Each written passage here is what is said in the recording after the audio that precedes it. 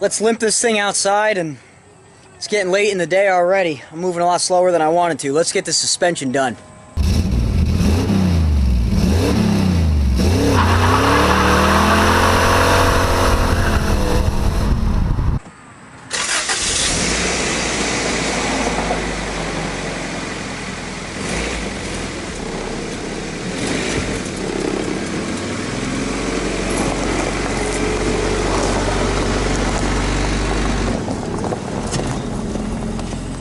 Now, throwing in a set of coilovers really shouldn't take that long, but this is me we're talking about.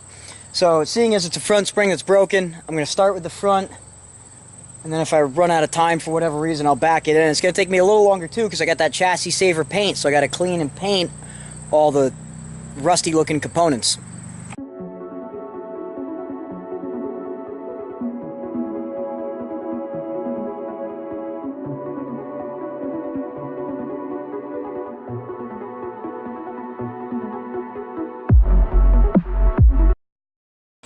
Thing with recording with action cameras is the battery life sucks on them.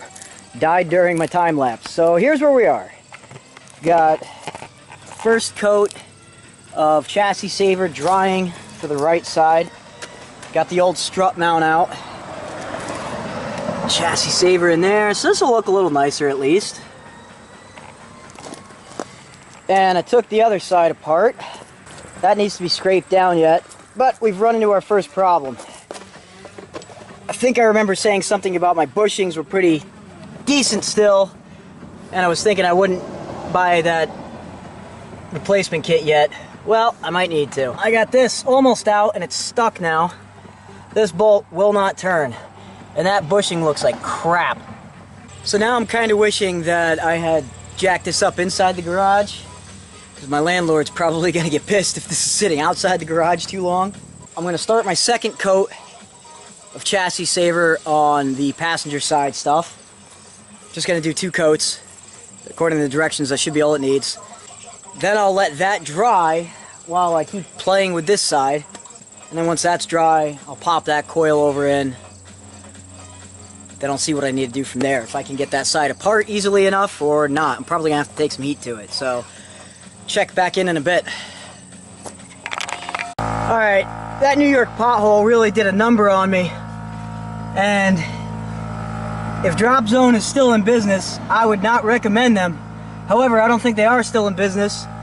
This is probably why, because they're freaking crap. Look at that. Both front coil springs broken. Holy crap. Alright, so the sleeve for this thing is stuck in here.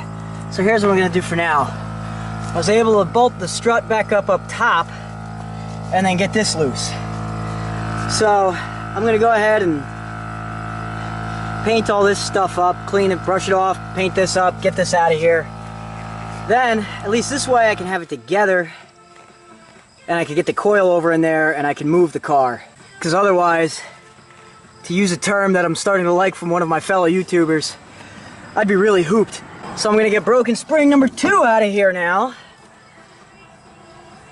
And then we'll keep going.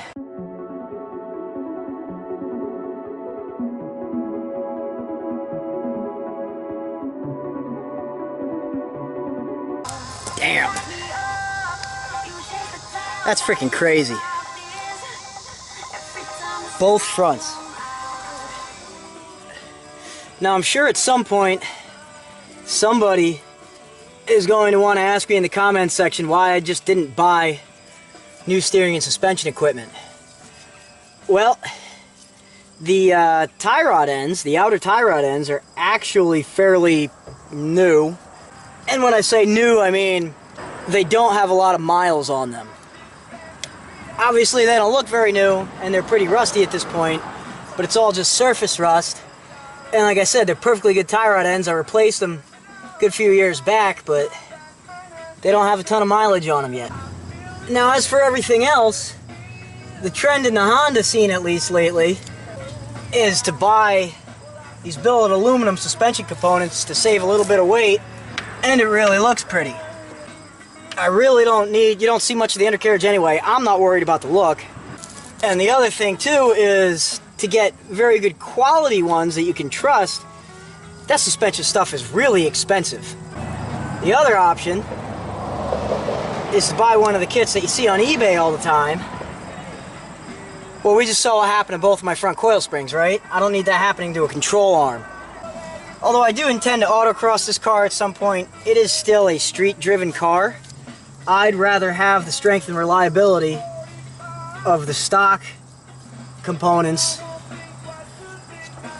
when it comes to the control arms and such than rolling the dice with a cheap aftermarket one or dishing out tons of money for something that's really not going to improve the quality enough to make it worth it. But to dress this up and make it look nice, just with the chassis saver, will be good, and I know it'll last long. Get that rust inhibiting coating on there, so I think this is a pretty good way to go. Obviously I need to replace the bushings, but I can put polyurethane bushings in there, and that'll improve the handling as it is. I mean, it'll be a little bit bumpier a ride, but obviously that's not something I care about with this car. So that's why I'm sticking with the stock stuff when it comes to this area right here. So I've kind of just been hanging out, waiting for this chassis saver to dry.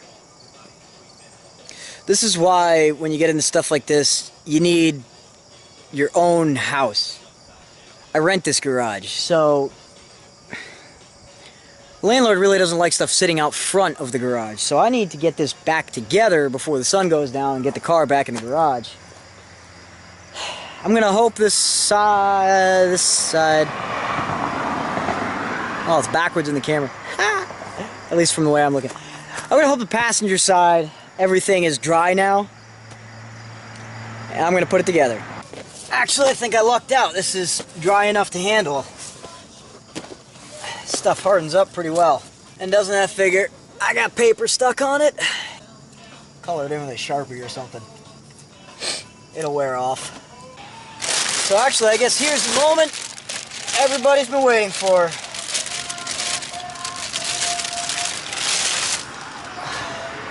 Let's get the coilover in.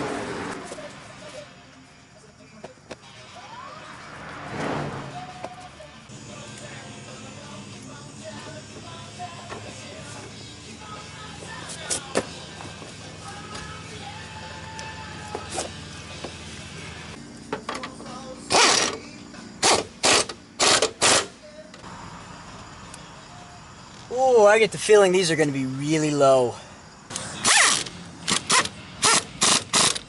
Should have watched that episode of Engineering Explained again where he gave all the torque specs for this.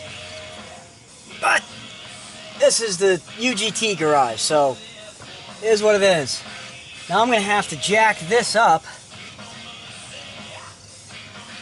to get that in place. I should probably put this in first. Well, everything certainly looks nice in there.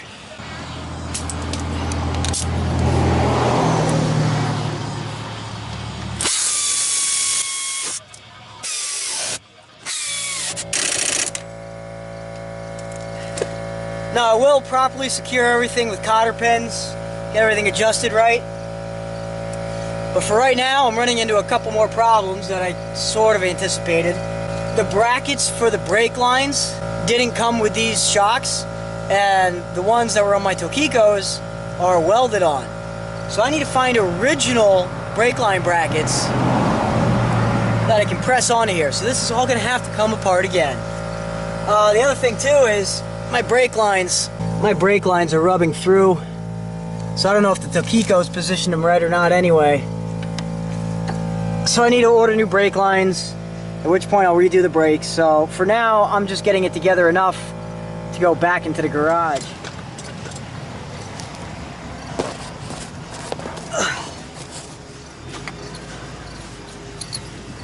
Yeah, this is gonna be the interesting part.